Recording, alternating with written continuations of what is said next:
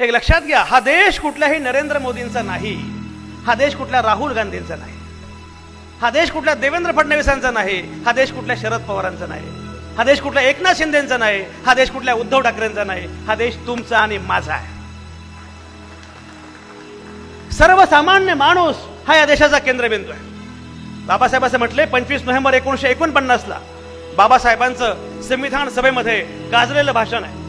बाबासाहेब असं म्हणतात, राज्यघटना शेवटी कायदे, राज्यघटना शेवटी कायदे, कायदे मंडळ, कार्यकारी मंडळ, न्याय मंडळ असे अवयव देईल, पण त्या घटनेमध्ये प्राण भोगतील आम्ही भारताचे लोक, we the people of India. सर्वसामान्य माणूस अत्यंत महत्वाचा.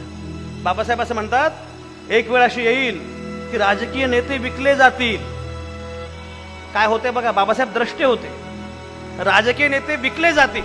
एक वेळ अशी येईल माध्यम आपली भूमिका विसरतील. एक वेळ अशी येईल उद्योजक रस्ता विसरतील, पण तरी सुद्धा लोकशाही सुरक्षित राहील. कारण माझा भरोसा नेत्यांवर नाही, माझा भरोसा उद्योजकांवर नाही, माझा भरोसा माध्यमांवर नाही, माझा भरोसा आहे इथल्या सर्वसामान्य माणसांवर.